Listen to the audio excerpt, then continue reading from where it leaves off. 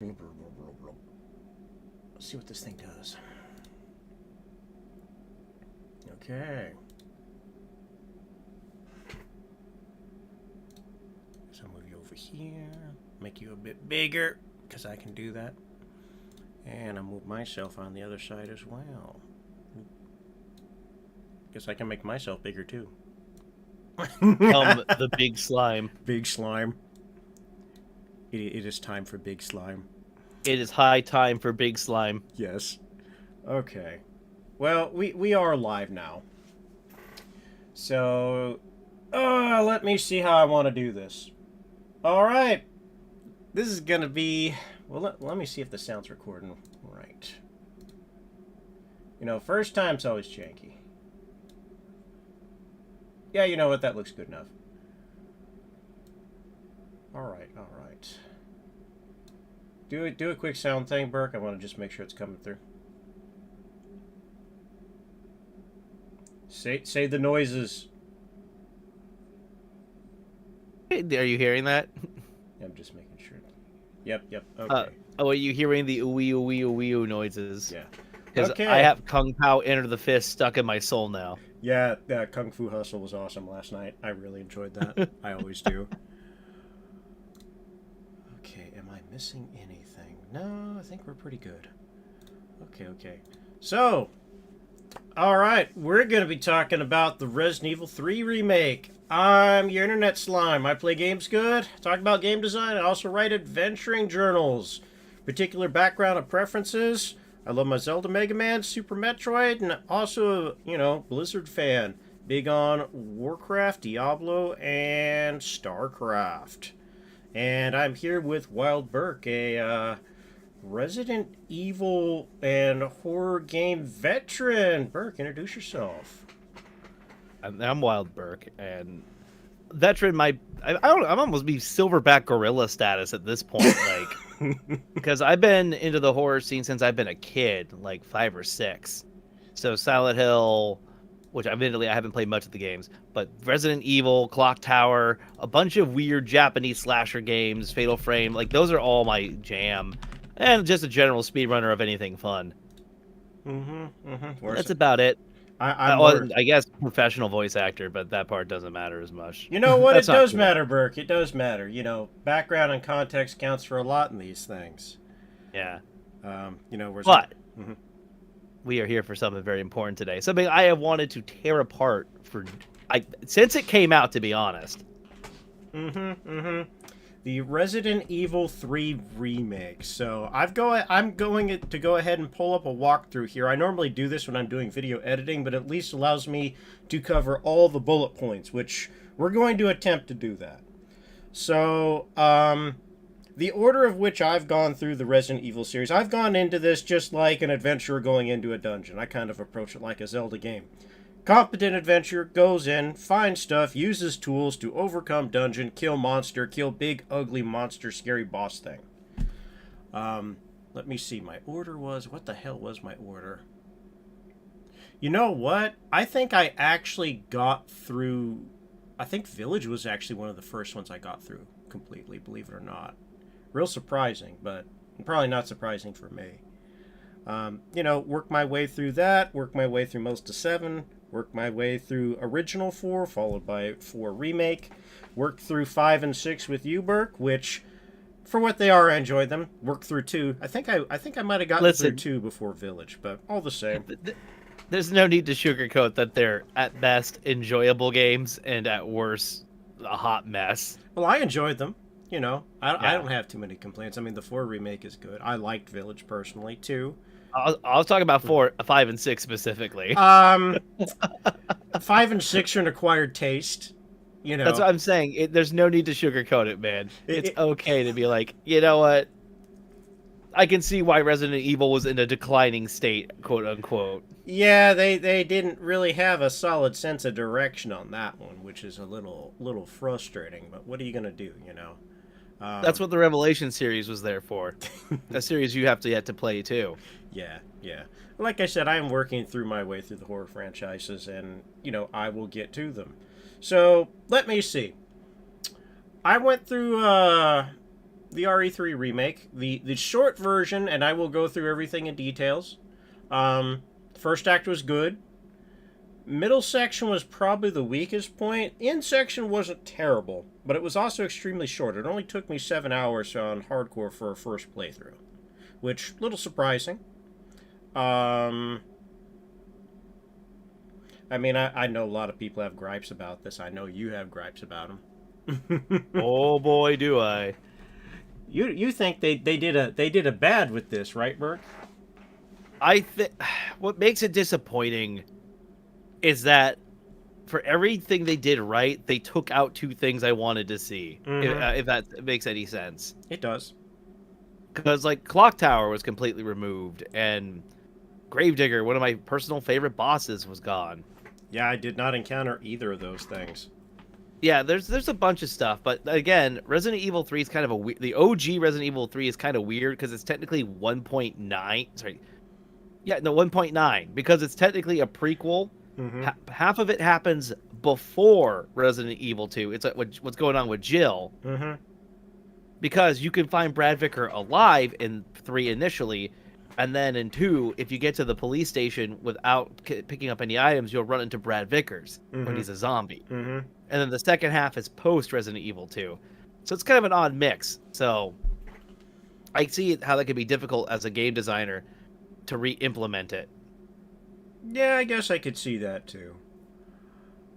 So let me see here. I guess I'll go point by point, and then we'll just kind of interject as I'm going through things. Yeah. Okay. I guess Jill's apartment. That is the character in this. Is Jill correct? Yeah. Yeah. It's out of order for me, obviously, because I'm not playing one up. I'm kind of going top down. But yeah. So I can give a little context. OG Resident Evil series started Chris Redfield and Jill Valentine. Where and then 2 obviously introduced Leon and Claire, and then in 3 they were like, gee, I wonder who we should bring back, and they were like, oh well, Jill would be a fantastic choice. So they did, and then they brought Chris back respectively in Code Veronica, which in my opinion is the actual Resident Evil 4, even if it's considered a spinoff. That does make sense. That does make sense. So let's see, the opening apartment. Well, I noticed a few things. The opening dream sequence where it's a false awakening, I think that's a fair opening. I don't really have an artistic problem with that. The apartment itself, very detailed and saturated. A lot of stuff to look at. Those are great points. I think one thing Resident Evil Remake has done well has been touching up on a more realistic, quote-unquote, like, oh, hey, you survived the scary time. You obviously are going to have some PTSD or at least some night trauma for a couple months at least after the whole thing. And so I thought that was fitting. And then in terms of the apartment saturation, it was really cool to see all the lore and like there was, if you ever read the books, this is how much of a diehard I am. I have all the original books too that were written in the 1998 and so on. But there was a whole bunch of like them trying to stay on the DL and getting fed up with the apartment, the RPD with Chief Ironbrooks, getting pissed off at him. We're like, Chief, it's obviously them fucking around with us. You're gonna do this? Yeah. And he's like, oh, I'm not gonna do anything. So seeing all the like Charlie Day level of, can I talk about the mail? Can I talk about Umbrella with you? In Jill's apartment was really nice to see. They went a different direction with it in the OC version. It sounds like. Oh yeah. Well, dude, you know how original Resident Evil 3 starts? I think the one guy gets whacked by Nemesis pretty early on. Oh, right? that's a little bit into it. No, it starts off with like, you know, there's a big cinematic where like the Umbrella mercenaries are being overrun and it's a day of hell.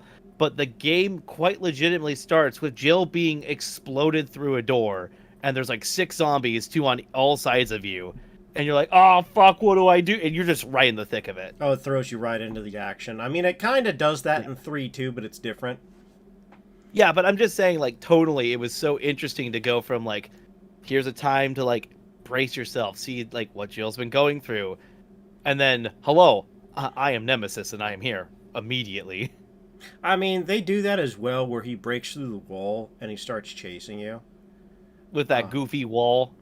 I don't hate it. I just do think it's funny camera shot wise that he's just running at you with a big chunk of cement or drywall. The corridor hallway ones. Oh, Yeah. I mean, I'm gonna have some words about this. Okay. Okay, anyway, apartment saturated, the graphics on that and the intro, I think all those were probably done well, and it's probably one of the stronger points, at least so far. Nemesis busts through the door. Okay, this is the grand entrance of Nemesis. It does not exactly apply a lot of context other than this thing being a bioweapon that wants to kill you. Fair. Not as done as well as it could have been, but that's how they did it.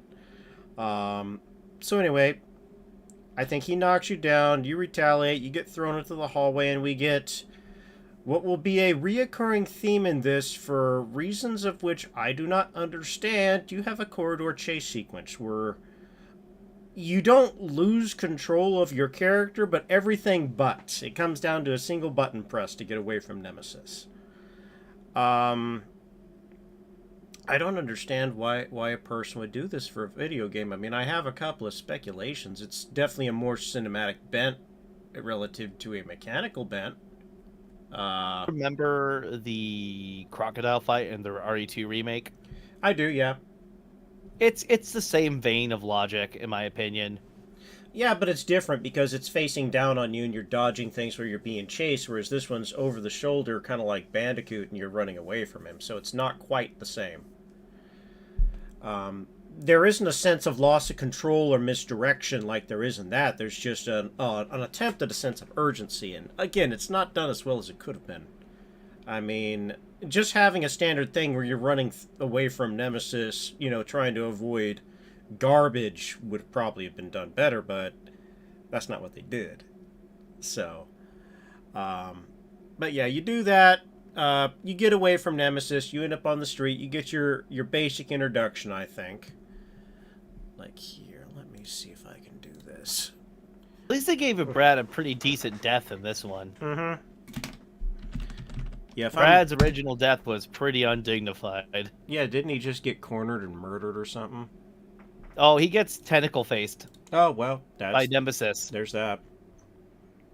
Yeah, let me pull this up real quick. I'll look through my playthrough of this, make it real easy for myself.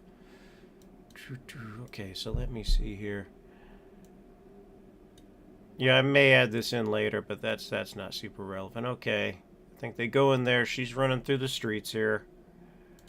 I mean, cinematic work is good. Nemesis himself, I think the model looks very good. I don't have a problem it's with stunning. I know a lot of people will talk about it, but I always love to bring it up how good the Resident Evil engine just looks. Mm-hmm. Mm-hmm. And how immaculate the models are. Mm-hmm. Like, if you go into any of the... I used to think buying the models was pretty dumb. Mm-hmm. You know, as a concept. Like, oh, why would I do that? But on the newer engine, I'm like, whoa, these are really good looking. You know, like the fur details and all that. I think I am gonna go ahead and pull up my VOD of this while I'm talking about this. So sit tight. I'm gonna go ahead and do a screen.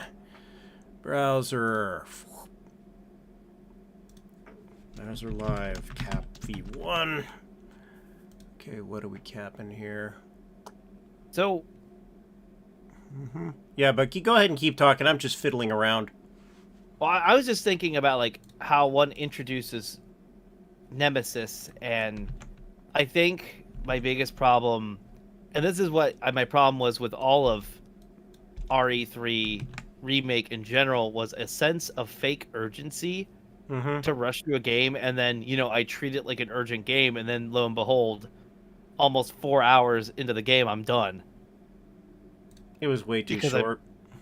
Yeah, like RE3 had moments of calm, you know? OG. But what also made it scary was when Nemesis would just start prowling. This was so by the numbers every time Nemesis would show up. And the build-up was also there.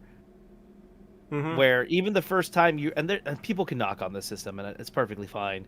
I don't know if you knew about this, but RE3 Classic had like a choose-your-own-adventure kind of sections where it would go into slow-mo, and you'd have to make a choice of like, fight Nemesis or run away. Yeah, that was an option there, whereas that option is just completely ripped in this, which is extremely unfortunate. I don't mind it being gone per se, because it was kind of, it is, for modern gaming convention, could be seen as a little cheesy. Mm-hmm. I personally would have loved it, but because there were exciting moments where you chose a path and then it was like, wait, that worked? Yeah, and it's just like it doesn't give much of an explanation, right? Yeah. But I don't know. I felt like this is, hi, I'm Nemesis, I'm here, and there's no build up. There's no reason to be scared. There's also no reason to shit your pants at, wait, I think I heard him mucking about, and the moment I turn away from this door, because it can never show Nemesis just spawning in, right? Mm-hmm. It uses whatever the fixed camera angle decides to look away from that door, I know I'm going to have to haul ass. Mm-hmm. Mm-hmm. There's no sense of random dread in this one. It's such by the numbers.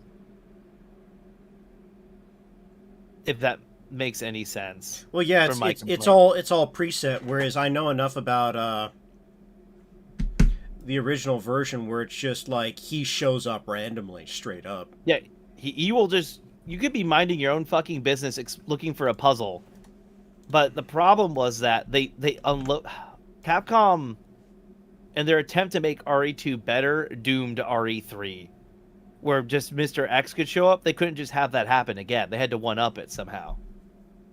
You really think that was their thought process on this? That's what I'm hoping. I guess that's one way to look at it, right? Yeah.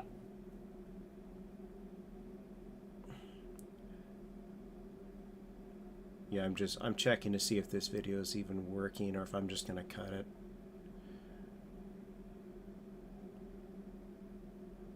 I guess it takes a while to get through. I did like that they gave Kendo more of a role. Well, they did that with everyone a little bit to a degree, right? Yeah. Kendo was always a character I really liked, despite having a very primitive beginning in 2. Because my game series was a little out of order too. How long do you need me to keep stalling, by the way? All right, I'm gonna just close this out because it ain't working. So anyway. Okay. No more stalling. Got it. Yeah. I'll just use it as a reference now going forward. Yeah. So next talking point. Okay. So anyway, you go into Uptown. Mm-hmm. Right. So again, pretty much the same principle here. It is a detailed, environmentally rich area. And it's... Where is that coming from?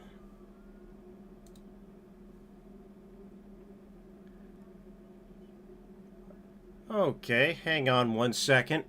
I at least got that on my end. So anyway, as I was saying, I started with classic Resident Evil for the GameCube. Mm-hmm. The original remake. Oh, wait, is that on your side, Burke? What's it sound like? It sounds like the intro to RE3 Remake. It's not on my end. That's got to be on my end. I just muted all audio sources. Wow. Huh. That's kind of weird.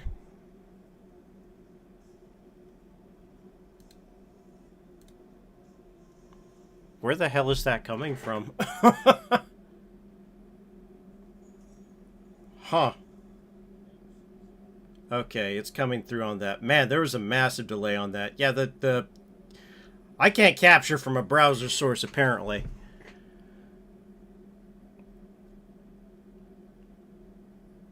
Oh, there's an enemy type I forgot. What do you got? The not Las Plagas enemy. Oh, what, the little alien minion guys? Yeah, with the little tendrils that go, I want to kiss ya. Oh yeah, And then those they boop things. you on the nose. Again, it was kind of a weird choice with that. Do you feel like sometimes when a company is... Because here's the one thing, is that RE3 came out so quickly after RE2. The remakes, I mean. Mm-hmm. That they just kind of had to trim a lot of fat just to get in there on time. Yeah, but that doesn't make sense, you know. Well, maybe they didn't have the AI stuff that we have now, but they did just cut a lot of stuff, didn't they? Straight up, right? They did, yeah.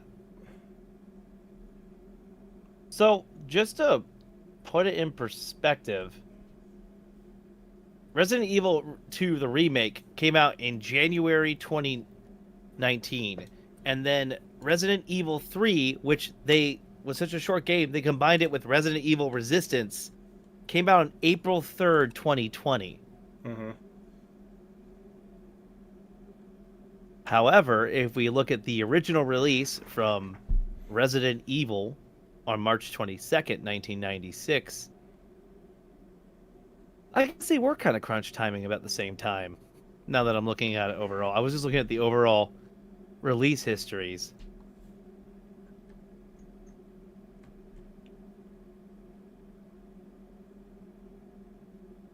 But it's also a lot less of a game with the detailing. Okay, I stand corrected. Resident Evil 2 released on January 21st, 1998. And then Nemesis came out on September 22nd, 1999. Yeah, you know what? I gotta find wherever the hell this thing's coming from. I don't think it's coming from the system here, but it's like something's just playing in the background now for some damn reason. So I'm gonna flash this. I don't know what the hell is doing this, but it's weirding me out too much. Okay. So here, I'm gonna flash this stream. Okay. Okay. Give me a second.